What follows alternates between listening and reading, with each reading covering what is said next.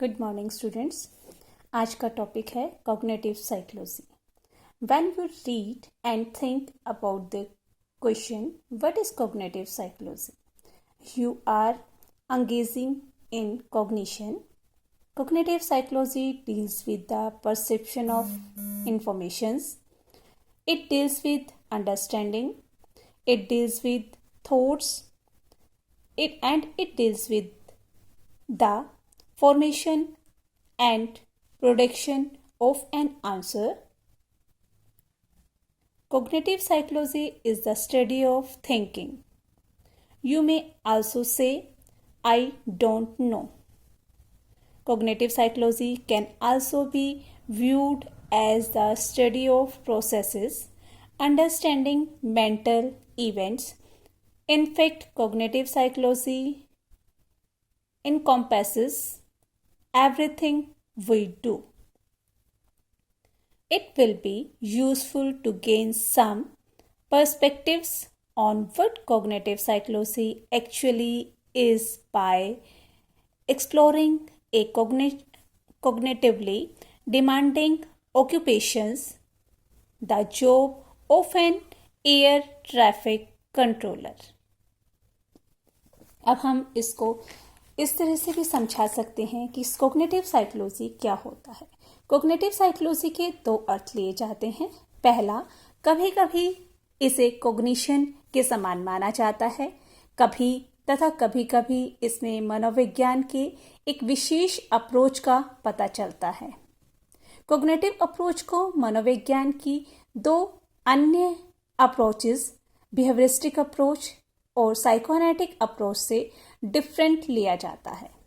Behaviouristic approach वैसे व्यवहार को, बिहेवियर को की स्टडी पर बल देता है जो ऑब्जर्वेबल होते हैं, अर्थात जिसे हम देख सकते हैं, जबकि साइकोएनालिटिक अप्रोच में व्यक्ति की फीलिंग्स और इमोशंस को स्टडी करने पर बल देता है या प्रेशर डालता है। जहां तक संज्ञान को या कॉग्निशन, जो कॉग्निटिव साइकोलॉजी के समान समझा जाता है, का प्रश्न है, उससे तात्पर्य है मेंटल एक्टिविटीज से होता है। यानी हम उसको जो अर्थ लेते हैं वो उसकी मेंटल एक्टिविटीज से होता है। हम लोग अपने ज्ञान को कैसे ग्रहण करते हैं, यानी कैसे अचीव करते हैं, उसे कैसे स्टोर करते हैं तथा उसका रिट्राइवल कैसे करते हैं तथा उसका उपयोग करते हैं, आदि सभी मानसिक प्रक्रियाएं संज्ञान में या कॉग्निशन में सम्मिलित की जाती हैं। ऐसी मेंटल प्रोसेसेस में perception, memory, attention, image, pattern recognition, language, concept formation, problem solving, reasoning, decision making आदि को लिया जाता है। इस तरह से तब संज्ञानात्मक मनोविज्ञान इन सारी मानसिक प्रक्रियाओं का अध्ययन किया जाता है। यानी हमारी जो संज्ञानात्मक मनोविज्ञान है, हमारे जो कॉग्निटिव साइकोलॉजी है, उसके अंदर इन सभी मेंटल प्रोसेसेस को स्टडी किया जाता है। इसी प्रकार से जो इसकी जो मेन डेफिनेशन है वो एटकिंसन, स्मिथ एंड हिलगर्ड के द्वारा दी गई है। वो है संज्ञान से तात्पर्य, अर्थात हमारा जो कॉग्निशन है उसका मीनिंग है सूचना संसाधन, इंफॉर्मेशन प्रोसेसिंग, मेमोरी एवं परसेप्शन की मानसिक प्रक्रियाओं अर्थात मेंटल प्रोसेसेस से होता है, जिसके सहारे व्यक्ति ज्ञान की प्राप्ति करता है, अर्थात नॉलेज को गेन करता है, समस्या का समाधान करता है, अपनी प्रॉब्लम्स को सॉल्व करता है और भविष्य की योजनाएं बनाता है। यानी हमारे जो भविष्य में, हमारे फ्यूचर के अंदर जो प्लानिंग्स हैं उनको करता है। अर्थात हम कह सकते हैं कि cognition refers to the mental processes of perception, memory and information processing by which the individual acquires knowledge, solve problems and plans for future. अब प्रश्न ये उठता है कि संज्ञान का हम अध्ययन क्यों करते हैं, यानी कॉग्निशन को हम कैसे स्टडी करते हैं और क्यों करते हैं, उसके मेन 3 कॉजेज हैं जिसके कारण से हम जो परसेप्शन, जो हमारा कॉग्निशन है उसको स्टडी करते हैं। सबसे पहला कॉज है कि हम ह्यूमन साइकोलॉजी के, जो हमारा ये कॉग्निशन है, ये ह्यूमन साइकोलॉजी के स्टडी को महत्वपूर्ण माना जा गया है, जिसके अंदर की ह्यूमन साइकोलॉजी के अध्ययन का सबसे महत्वपूर्ण भाग जो है कॉग्निशन ही है, कॉग्निशन को ही माना गया है। पिछले कुछ घंटों में हम क्या कर रहे हैं, हमने क्या काम किया है, यदि हम उस पर सोचते हैं तो यह स्पष्ट होता है कि इसमें कुछ ही ऐसी क्रियाएं अवश्य होंगी जिनमें हमने परसेप्शन परसीव भी किया है, मेमोरी भी हमने सोचा भी है, यानी उसके अंदर हमारी मेमोरी में हमने स्टोर भी किया है, लैंग्वेज हमने भाषा का भी यूज किया है, तथा हमने उच्च मानसिक प्रक्रिया यानी मेंटल प्रोसेसेस जो है वो भी उसमें सम्मिलित नहीं हो। सचमुच में जब आप यह सोच रहे हैं कि कुछ घंटों में हमने जो किया है तो उसमें संज्ञान ही सम्मिलित है, मतलब ये सारी चीजें, ऐसा नहीं है कि हमने जो भविष्य में किया ये सारी चीजें सम्मिलित नहीं है, इनमें ये सारी चीजें सम्मिलित होती हैं। जो भी हमने काम किया है उसे ही हम कॉग्निशन का नाम देते हैं। सेकंड, संज्ञान यानी कॉग्निशन के अध्ययन का दूसरा प्रमुख कारण यह है कि संज्ञानात्मक मनोविज्ञान के जो व्यू पॉइंट्स का अभाव मनोविज्ञान के अन्य क्षेत्रों पर सार्थक रूप से पड़ा है। यानी जो हमारा कॉग्निटिव साइकोलॉजी है उसके अंदर जो हमारा व्यूज हैं हमारे, उनका प्रभाव भी हमें हमारे मनोविज्ञान के यानी साइकोलॉजी के जो डिफरेंट फील्ड्स हैं उस पर दिखाई देता है। जैसे निस्बेट तथा रोज के अनुसार कॉग्निटिव साइकोलॉजी का प्रभाव समाज यानी सोशल साइकोलॉजी पर बहुत अधिक पड़ता है। फोर्गस तथा शुलमैन के अनुसार व्यक्तित्व यानी पर्सनैलिटी की जो फील्ड है का जो को स्टडी किया जाता है वो कॉग्निटिव व्यूज के मतलब उसको व्यूज को ध्यान में रखकर किया जाता है। इसके अलावा शिक्षा मनोविज्ञान में संज्ञानात्मक दृष्टिकोण पर अच्छा बल दिया जाता है। इसके अलावा उसके बाद रीड हॉन्स ने कहा है कि ये सारी चीजें उन्होंने कहा है कि जो शिक्षा के क्षेत्र है उसमें भी हम कॉग्निटिव साइकोलॉजी को बहुत अधिक यूज करते हैं, उसका बहुत अधिक प्रभाव पड़ता है। जीन पियाजे ने संज्ञानात्मक मनोविज्ञान का प्रभाव डेवलपमेंट साइकोलॉजी पर भी काफी, वो कहते हैं कि डेवलपमेंट साइकोलॉजी पर भी बहुत अधिक पड़ा है। ऐसे ही वॉल्स, होल्स, फाउलर तथा होनेस के अनुसार भी पशु सीखना यानी जो हमारा एनिमल्स लर्निंग है और एनिमल्स का जो बिहेवियर है उसको स्टडी करने में भी हम हमारे जो भी हम स्टडी करते हैं उसके ऊपर भी कॉग्निटिव साइकोलॉजी का प्रभाव बहुत अधिक देखा जाता है। अतः संज्ञानात्मक मनोविज्ञान कॉग्निटिव साइकोलॉजी का अध्ययन मनोविज्ञान के अन्य क्षेत्रों में भी बहुत अधिक लाभदायक होता है, यानी उसका बेनिफिट, हमारी जो संज्ञानात्मक साइकोलॉजी है उसका बहुत अधिक बेनिफिट मिलता है। अब हम लेते हैं कि संज्ञानात्मक मनोविज्ञान की डेफिनेशंस क्या क्या हैं, कौन कौन सी डेफिनेशंस हैं, हम किस प्रकार से इसको डिफाइन कर सकते हैं। संज्ञानात्मक मनोविज्ञान में यानी हमारा कॉग्निटिव साइकोलॉजी में हम कॉग्निटिव प्रोसेसेस को स्टडी करते हैं। इस मनोविज्ञान का लक्ष्य यानी लक्ष्य प्रयोग करना, इस मनोविज्ञान का लक्ष्य प्रयोग करना तथा ऐसे सिद्धांतों को विकसित करना होता है जिनसे हम यह व्याख्या हो सके कि मानसिक प्रक्रियाओं को संगठित कैसे किया जाता है।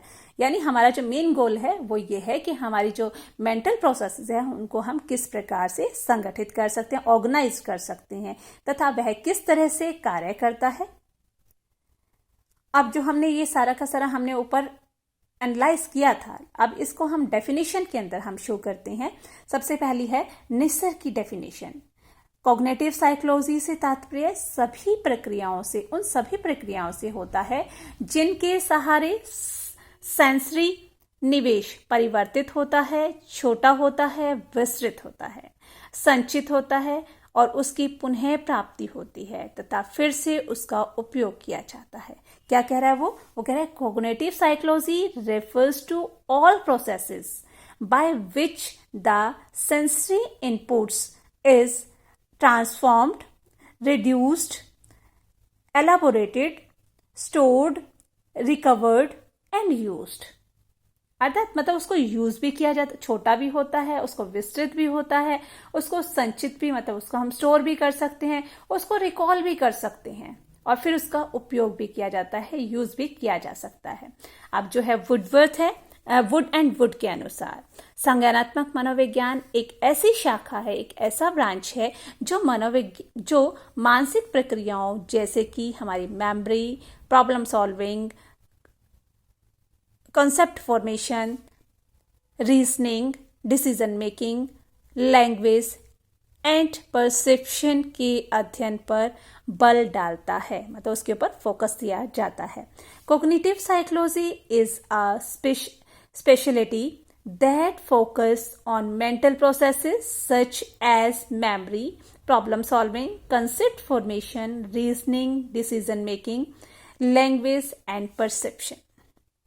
इसी तरह से एटकिंसन की डेफिनेशन है जो हमने पहले भी की थी, पीछे दी गई थी। इस प्रकार से इस सभी डेफिनेशंस को जब हम एनालाइज करते हैं तो उससे कुछ हमें फैक्ट्स प्राप्त होते हैं। सबसे पहला है संज्ञानात्मक मनोविज्ञान में कॉग्निटिव प्रोसेस, जिसमें कि हम perception, memory, problem solving, concept formation, reasoning, decision making, language आदि मुख्य है को स्टडी करते हैं। मेन क्या निकला, सबसे पहले जो हमने इसका कंक्लूजन निकाला डेफिनेशंस का, उन्होंने ये कहा कि हम संज्ञानात्मक मनोविज्ञान यानी कॉग्निटिव साइकोलॉजी में इन सभी कॉग्निटिव प्रोसेसेस जो कि हमने यहाँ बताए हैं, perception, memory, decision making, problem solving, reasoning, language को स्टडी करते हैं।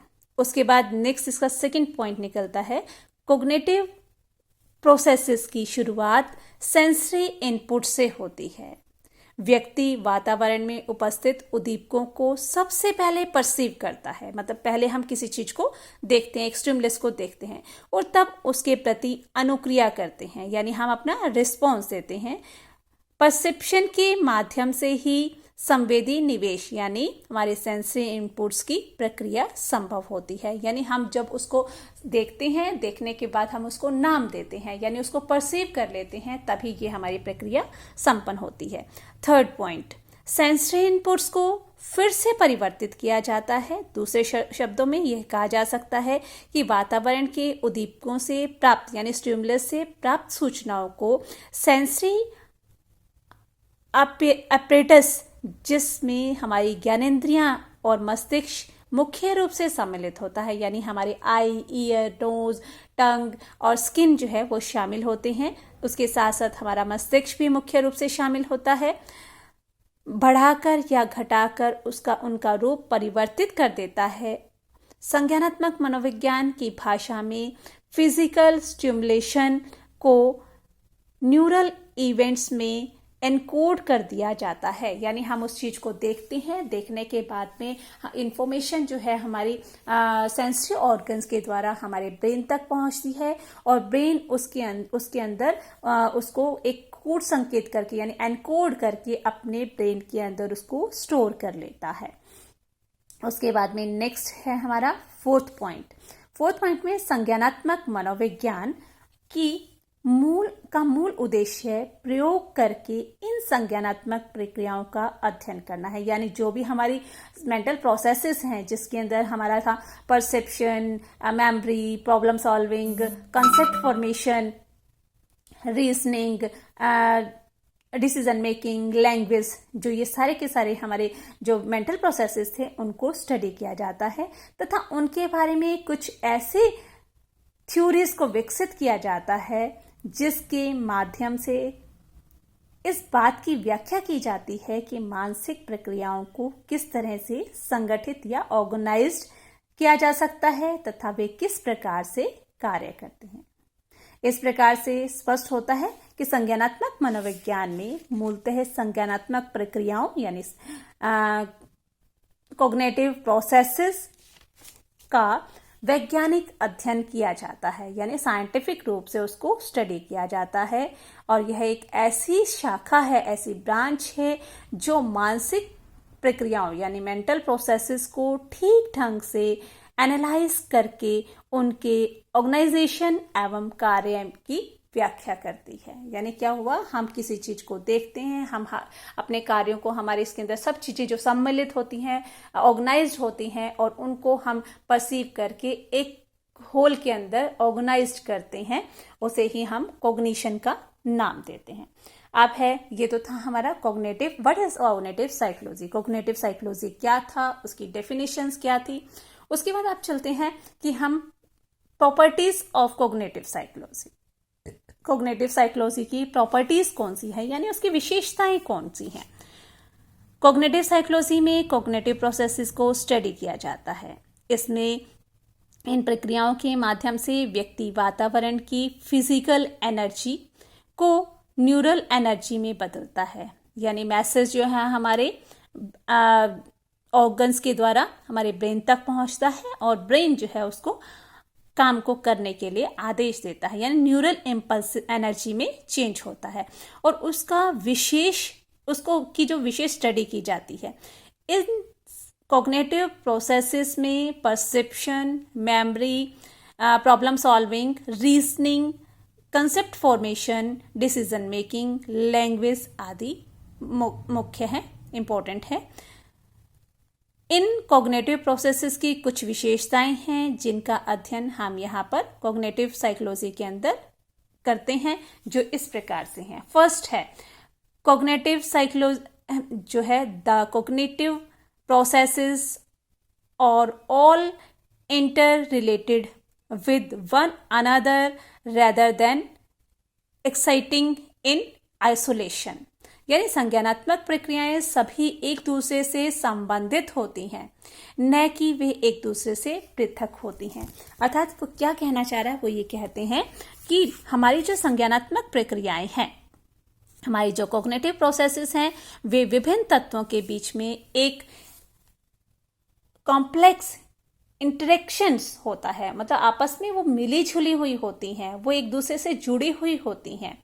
जैसे कि कंसेप्ट फॉर्मेशन की ही अगर हम प्रक्रिया लेते हैं, तो मान लिया जाए कि सही संप्रत्यय यानी सही कंसेप्ट किसी प्रयोग में एक रेड सर्कल है, प्रयोज्य को कई रंग या साइज आदि की वस्तुएं दिखाई जाती हैं, अतः पहले उसे उन वस्तुओं को ठीक से स्टडी करना होता है और फिर उसकी दिशा में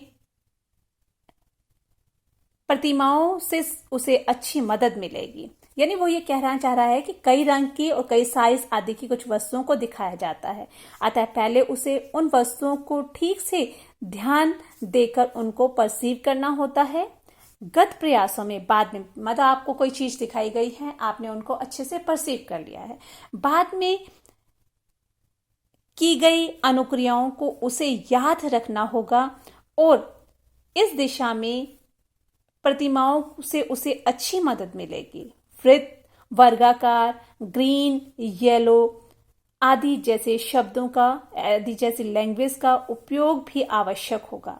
कंसेप्ट फॉर्मेशन के स्वरूप को ध्यान में रखते हुए अन्य जो कॉग्निटिव प्रोसेसेस है, जैसे कि हमारी प्रॉब्लम सॉल्विंग है, रीजनिंग है, डिसीजन मेकिंग है, इनकी भी जरूरत पड़ेगी। कहने का तात्पर्य यह है कि हम यह कह सकते हैं कि कॉग्निटिव साइकोलॉजी में आपस में अनुक्रियाएं एक दूसरे के साथ भी जुड़ी हुई होती हैं। जैसे फॉर एग्जाम्पल, आपको एक एग्जाम्पल दिया जाता है कि एक मैं वर्ड यूज करती हूं कि रोज वर्ड यूज करते के साथ ही आपको अपनी जो सारे के सारे ऑर्गन्स हैं, यानी आंख ने उसका कलर देखा था, वो कैसा था, उसके बारे में देखा था, तो वो आपके आंखों के सामने आ जाएगा। हमारे जो टंग थी उसने महसूस किया था, उसके टंग ने उसके टेस्ट के बारे में पता है टंग को कि रोज का जो फ्लावर है उसकी जो पत्ती है उसको जीभ पे रखते हैं तो उसका टेस्ट कैसा आता है। स्किन ने टच करके देखा था कि उसके वो फूल तो है वो तो कोमल होता है, लेकिन उसकी जो टहनी है उसके नीचे जो है उसके अंदर थॉर्न्स होते हैं, कांटे होते हैं। तो इस प्रकार से ऊपर से तो वो मुलायम होता है, नीचे से उसके अंदर कांटे होते हैं, देखने में बहुत सुंदर होता है। तो इस प्रकार स्मेल ने बताया कि इसकी रोज की जो स्मेल है बहुत अच्छी होती है। तो ये सारे के सारे जब हम उसकी कैरेक्टरिस्टिक्स उसके बारे में सोचते हैं, उसके बारे में परसीव करते हैं, तो ये सारी की सारी कैरेक्टरिस्टिक्स जो है हमारे माइंड में इकट्ठी होकर हो जाती हैं और इकट्ठी होकर हम उसकी एक छवि जो है, एक पिक्चर जो है हमारे दिमाग में बना लेते हैं। तो इस प्रकार से कॉग्निटिव प्रोसेसेस सभी एक दूसरे से संबंधित होती हैं, न कि एक दूसरे से पृथक होती हैं। सेकंड, कॉग्निटिव प्रोसेसेस सक्रिय होती हैं, न कि निष्क्रिय होती हैं। यानी हम इसमें हमारा बिहेव करते हैं, मतलब हम खाली नहीं रहते। इसके अंदर व्यवहारवादी उपागम में व्यक्ति को एक निष्क्रिय प्राणी समझा जाता है, जो वातावरण में उद्दीपकों के सामने आने पर की प्रतीक्षा करता है और उसके बाद उसकी अनुक्रिया करता है।